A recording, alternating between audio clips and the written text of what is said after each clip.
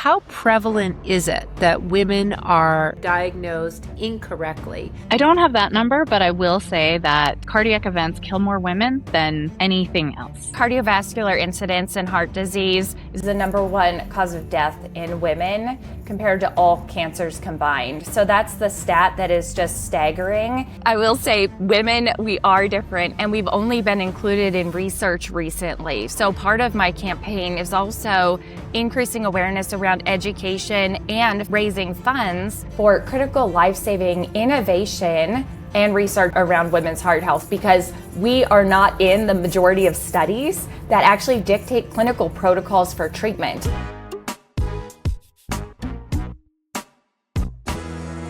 This is Inspiring Women. I'm Lori McGraw, and today I am speaking with Sandy Goldstein and Sarah Lux. And I am very excited about this Inspiring Women conversation. Now, normally I talk on Inspiring Women with inspiring women, and I'm doing that today. But we're actually doing something different with this episode of Inspiring Women. We're not only going to be talking to Sandy and Sarah about themselves and the work that they do, but we're actually going to be promoting a really important topic, important to women specifically, and that's heart health and women's heart health and how it is different than heart health for men. The science is different, the treatments are different, and oftentimes it is an overlooked and not understood diagnosis for women. So Sandy knows about this because Sandy Goldstein is somebody who has heart disease and has had a very significant heart incident.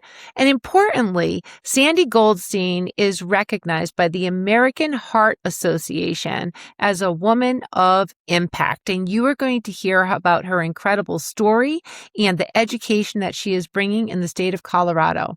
Sarah Lux is a community manager for the Pause Life. The Pause Life is a site that is started by Dr. Mary Claire Haver, and she talks about menopause and perimenopause and how that impacts women. She educates, she gives advice, and this is a community that's made available to millions of women, promoting science and education. We're going to talk about the Pause Life, that community. Sandy, Sarah, thank you for being on Inspiring Women. Thank you, Lori. Thank you, Lori. Let's dive in. Sandy, there's no way to start but with you. So Sandy, we work together. We've known each other for several years. In the work that you do at Transcarent, where we work, you are an incredible leader. You have developed quality programs for the delivery of clinical services to millions of people, and you are amazing. Sandy, tell us about your heart. Yeah, thank you, Lori. Well, thank you for this platform to share my story. Really, when I was nominated by the American Heart Association as a woman of impact, to me, it is the opportunity to use this platform to help change the narrative around women's heart health. For me, I had a congenital heart defect, and I did not know that until I was in my 20s and had significant neurological symptoms. At that point in time, I was a nurse working in neurotrauma and cardiac services, so by all accounts, I should have had access to great care and high-quality care. But what actually happened was I was dismissed, I was sent home, I was given pain medication. I was told it must just be a migraine, and I wasn't taken seriously. It took almost 2 weeks of ER visits until I lost my vision.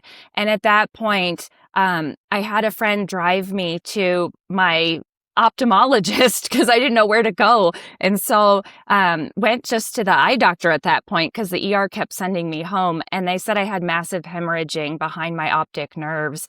And later that evening, I was admitted and diagnosed with a massive stroke. Still, with that diagnosis, it was the wrong diagnosis. A few days later, I was sent home, and it still took another couple of weeks for them to realize I had a collapsed vessel in my brain, and further took even longer for this one doctor who refused to give up on my care to identify that I had a massive cardiac defect, a hole in my heart, where the unoxygenated blood was going in the wrong direction, actually caused a pressure difference and collapsed a vessel in my brain, preventing the release of cerebrospinal fluid. So I know it's kind of clinical as a nurse and having that background, but it led me into leading quality and safety because it took over 3 months for me to have brain angioplasty. And then even after that, I relapsed about a year later, all while my cardiologist was fighting the insurance company. And it took 2 years to get the insurance to approve the heart closure surgery. So I did have heart surgery in August of 2010. And then exactly 1 year later was able to have my daughter, exactly same date and everything. Didn't even realize that for a few years. But she's my miracle baby and really grateful that I had the heart surgery or I would not have been able to have children, at least in that way. So, full circle moment for sure, experiencing healthcare on both sides, right? As delivering care, as a nurse, I've been working in hospitals since I was 13, but then being at the side of misdiagnosis, being turned away from the ER, being treated like I was just there to get drugs, and then being dismissed or working with the insurance companies, which is a challenge. So what I really love the opportunity to be on your podcast, Lori, is using this platform to help change the narrative and help advocate for women in this space. Sandy, it's such a big story, an incredible story of just, what you went through to get to a place of health. And thank goodness you are there.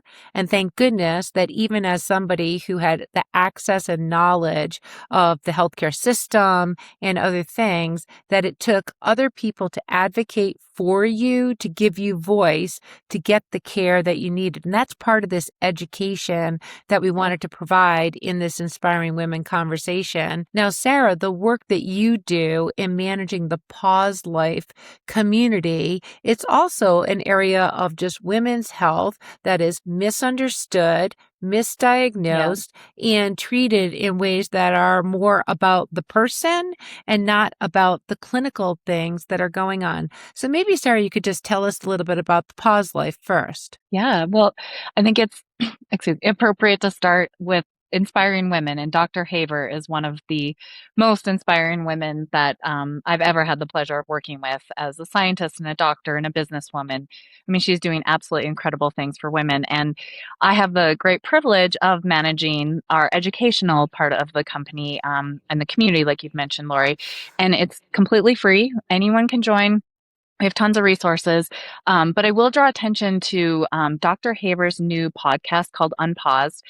She interviewed Dr. Jane Morgan several months ago, and she's a cardiologist, and she really gets at the experience that Sandy had, unfortunately, where women are misdiagnosed. They don't present like men. They don't act like men. We don't look like men. And so doctors don't know what to do with us, right? And grateful in Sandy's case that you did get the care you eventually needed. It took a long time, but we're really working hard to deliver those resources to anyone who needs them to understand, symptoms of a cardiac event potentially and how they present in women versus men.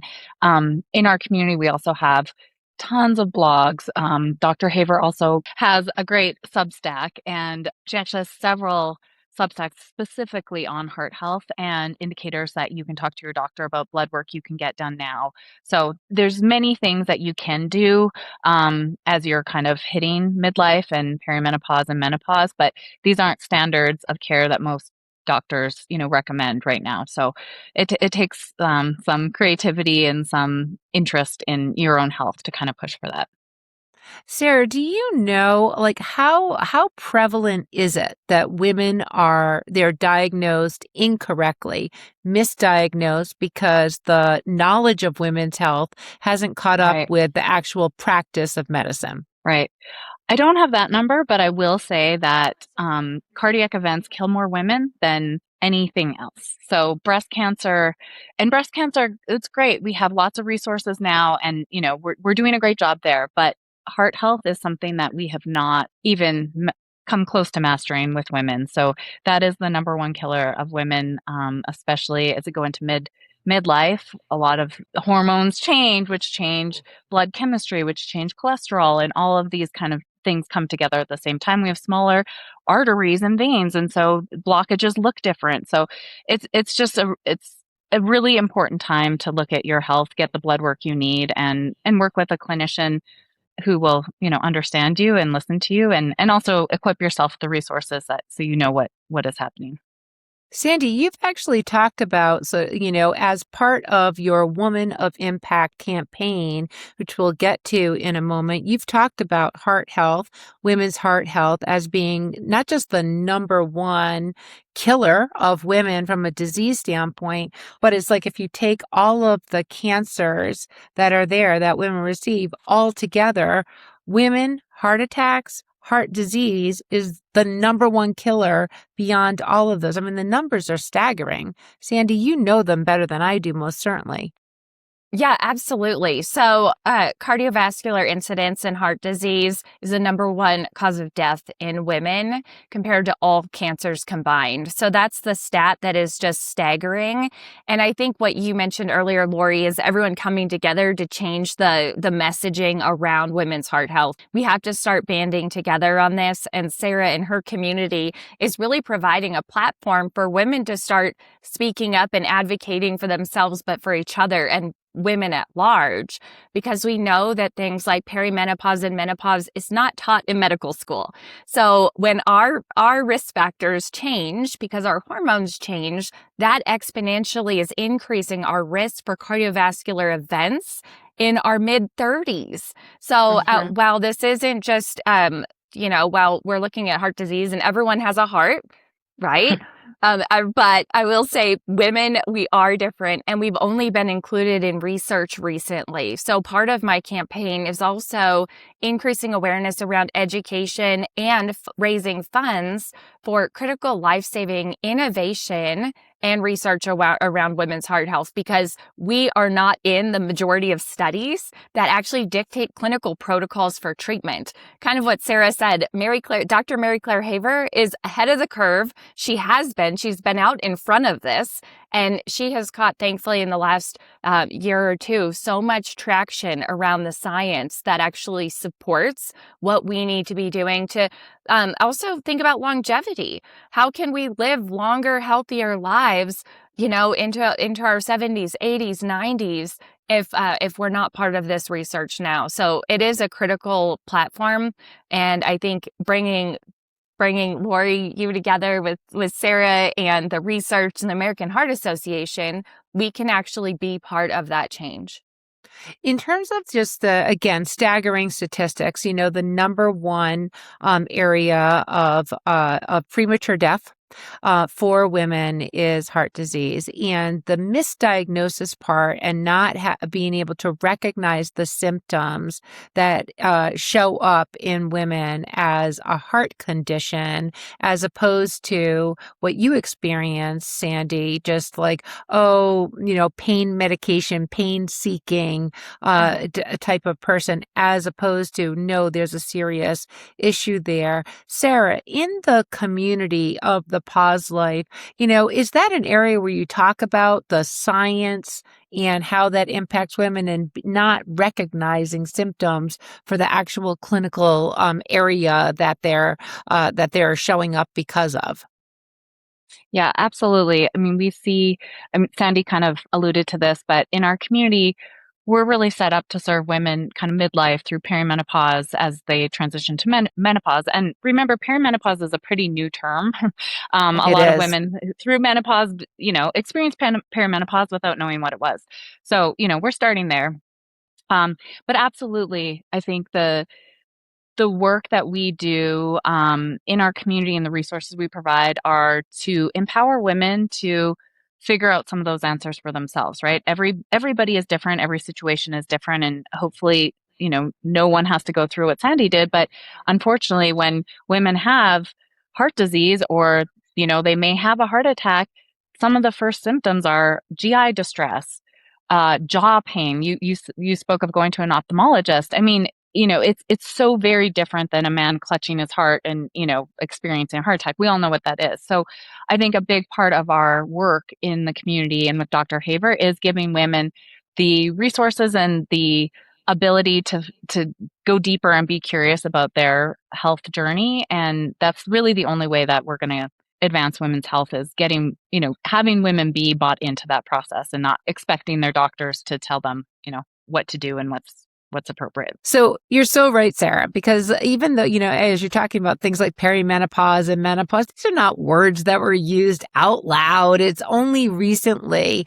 that they are being recognized and becoming vernacular. It's like, okay, we can talk about these things. We need to put a spotlight on them. We need to, find areas to provide symptom relief or whatever the important thing is.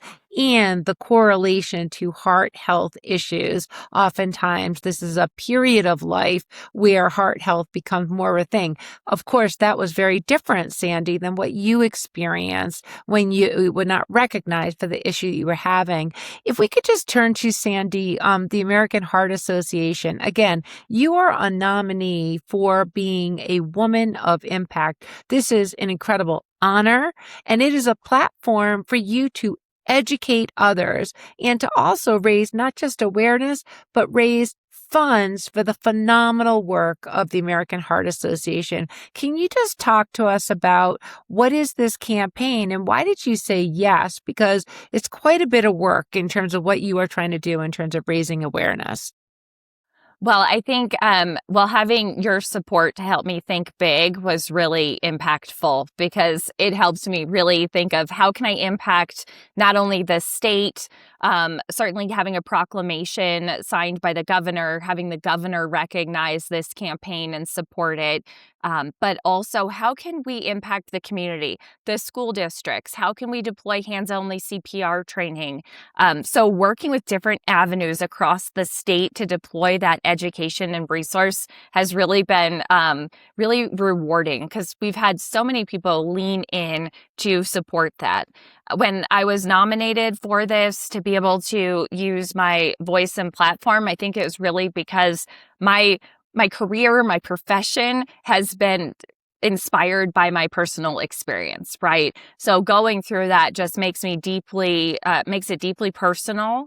And I can use that passion to help, just like meeting with Sarah and having other discussions around how can we come together and help be a voice for women who are going through this, who don't know it. Just like we're talking about new words and new vocabulary that is not mainstream or hasn't been until recently.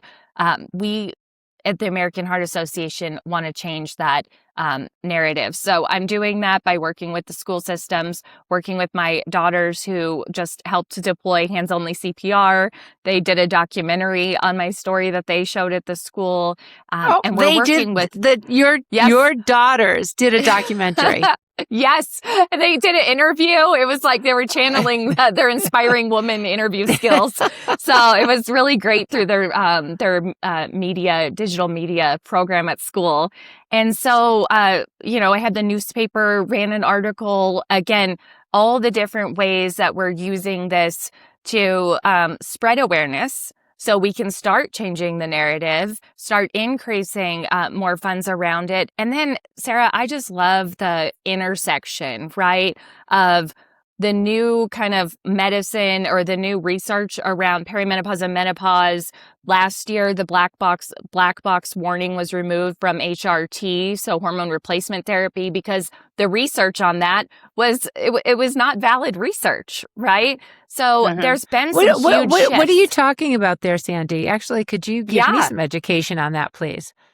Yeah. So up until just last year, there was a black box warning on risks to increase breast cancer if you were to be on hormone replacement therapy. When we went back to, and I researched the initial study, it was done on a population that was high risk to begin with. They were much older. It wasn't looking at women in perimenopause and menopause. So when they actually do research in that population, it's highly efficacious to get started on hormone replacement as soon as you start being symptomatic. So women would be kind of suffering with all these symptoms and at the same time increasing exponentially. So we talk about this off balance of cardiovascular disease in women in their midlife.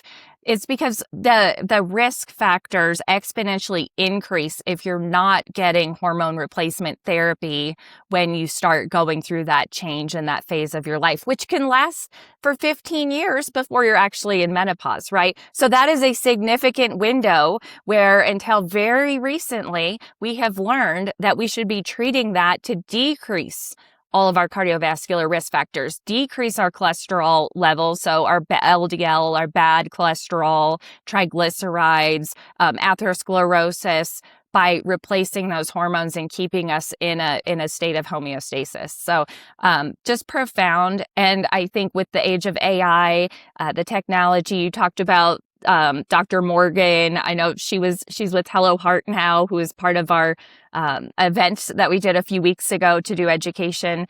Let's all come together and keep shifting this. So we can let's bend the curve, right? Yeah. There are so many things here where it's gone on this trajectory. But once we've been part of this discussion, I mean, women, we get things done. We know how to fix things. We know how to solve problems. We're critical thinkers. So the more we come together, I think the better it is for all of us.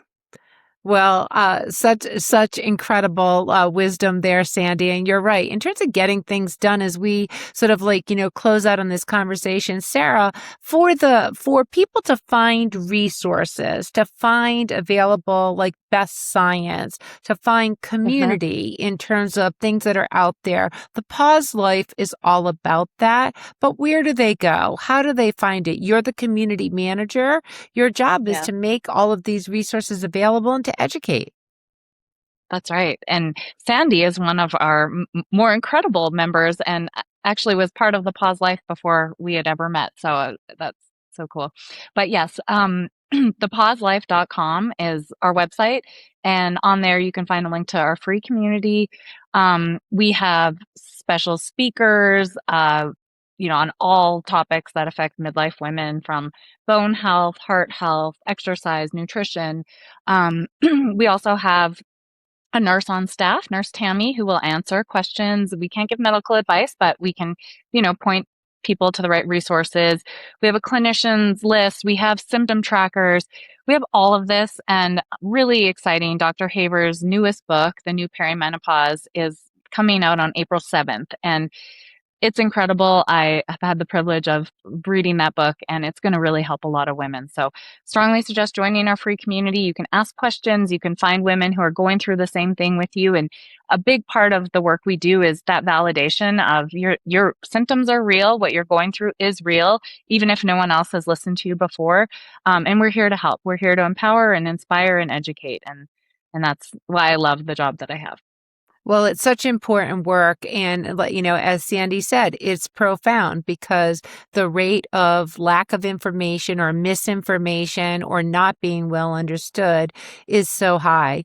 Sandy, as this campaign that you are running for the American Heart Association as a recognized woman of impact, being nominated for that extraordinary honor, how can we support you in this effort to spread awareness, to educate, and also support the great work that you are doing on behalf of the American Heart Association? Well, I think right now I am down to the final 2 weeks of the campaign. So it's a 9-week campaign, making lots of impact, but I am only a few $1,000s away from being the top woman of impact in Colorado ever. Ever. Ever. So I had some inside information on where I am versus the top woman of impact in history. So at this point, really trying to get over the finish line with donations and having those critical funds go to all of the innovation research